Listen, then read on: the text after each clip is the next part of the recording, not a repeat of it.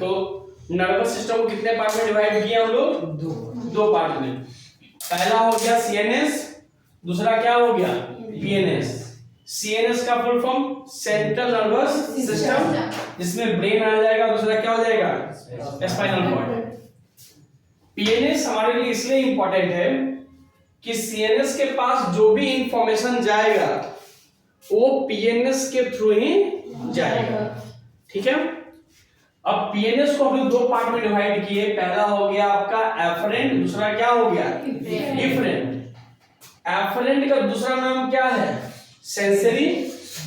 और इफरेंट को हम लोग क्या कह सकते हैं? मोटर। अभी आपको का मतलब समझ में नहीं आ रहा है, लेकिन हम तुमको ये समझाएंगे कि जो ये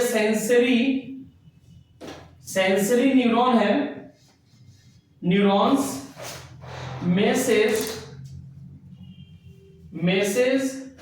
carry from sense organ to CNS. समझिएगा बात को कि हमारे पास जो भी मैसेज आ रहा है वो मैसेज लेके कौन आ रहा है? सेंसरी न्यूरॉन्स, यानी कि एफरेंट। आप बैठे हुए हो, आप स्मेल, किसी भी प्रोडक्ट का स्मेल जब आप स्मेल कर रहे हैं, वो मैसेज हमारे कहां तक गया? ब्रेन तक। तो जो स्मेल आया वो स्मेल आपका कौन सा रिसेप्टर पकड़ा? ऑल्फैक्टरी, यानी कि नोज। तो नोज के पास रिसेप्टर्स हैं, ये कहां चला गया आपका? ब्रेन के पास।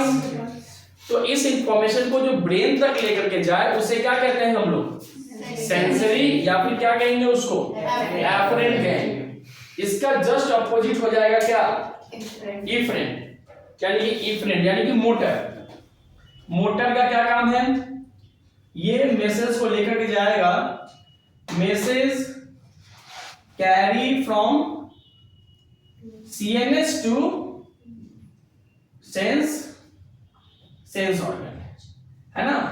आपके हाथ में कोई हॉट ऑब्जेक्ट थमा दिया जाए तो ये गर्म है, ये आपको पता है। तो आपके ब्रेन ने इस इंफॉर्मेशन को क्या किया? स्टिमुलस किया। हाथ को थोड़ी पता है कि ये गर्म है, नहीं ना। लेकिन इसके रिसेप्टर्स कहां? यहाँ ये भी रिसेप्टर, लेकिन इंफॉर्मेशन कहां भेज रहा है? ब्रेन को।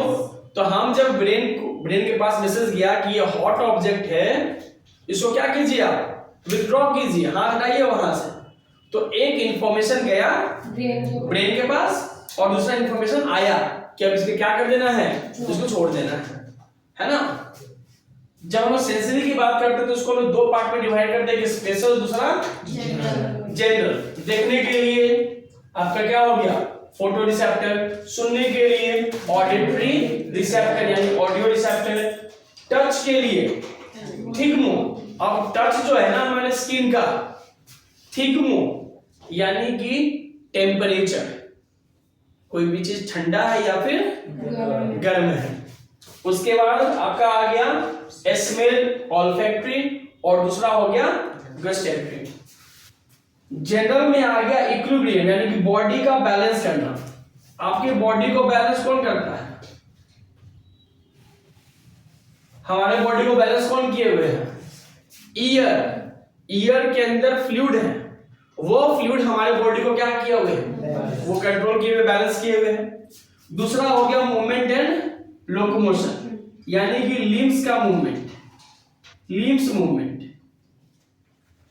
अब मान लीजिए कि आप रात में खाना खा रहे हैं और खाना खाने के दरमियान लाइट क्या हो गया? कट गया।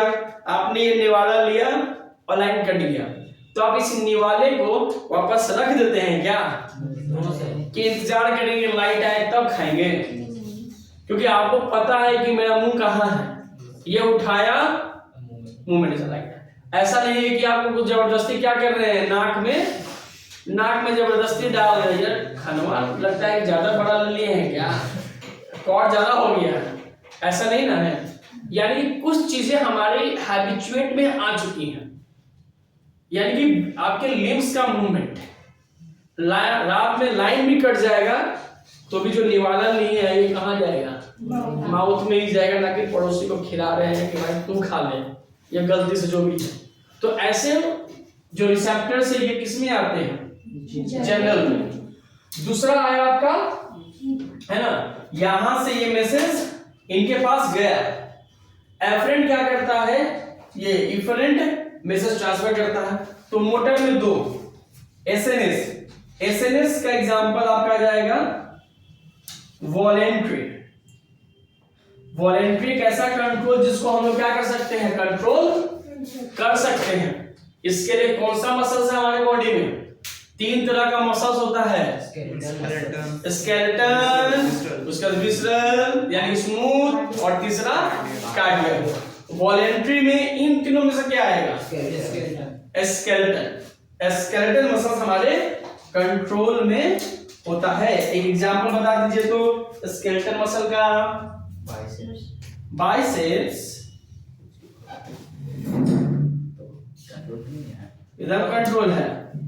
टंग, ठीक है, तो टंग एग्जांपल है किस चीज का? स्केलेटन मसल्स का। एएनएस ऑटोनोमस नर्वस सिस्टम, यानी कि एक सिंपैथेटिक, और एएनएस लिखा हुआ है ऑटोनोमी, यानी इस पे हमारा कोई भी कंट्रोल नहीं है। जैसे कि एग्जांपल हार्ट का मूवमेंट, यानी कि कोई भी आपने एक्सीडेंट देखा और एक्सीडेंट देखने के बाद ऑटोमेटिक हमारा हार्ट बीट क्या हो गया? तेज हो गया। और जब आपका हार्ट बीट जब तेज होगा, मान लीजिए सुबह आपने कुछ ऐसा देख लिया और आपका हार्ट बीट क्या हो गया, तो पूरे दिन भर कैसे रहिएगा? नहीं ना, मम्मी से खाना मांगिए, ऐसा नहीं है। वो एक पर्टिकुलर टाइम ड्यूरेशन के लिए। तो जो हमारे बॉडी में हार्ट बीट जो बढ़ा, वो बढ़ता किसकी वजह से? सिंपैथेटिक की वजह से। और वापस कंट्रोल में लेकर के कौन आता है? पैरासिम्पैथेटिक। आई बात समझ में? तो सिंपैथेटिक से हार्ट बीट क्या हो गया? बढ़ गया। और पैरासिम्पैथेटिक से चीजें क्या हो गई? वापस नॉर्मलाइज, है ना। ऐसा नहीं कि माधुरी दीक्षित बने हुए और गाना गाया जा रहे हैं, दिल धक धक करने लगा, है ना, तो ऐसा बिल्कुल नहीं है। वो वापस नॉर्मलाइज हो जाता है किसके वजह से? पैरासिम्पैथेटिक के वजह से। दीदी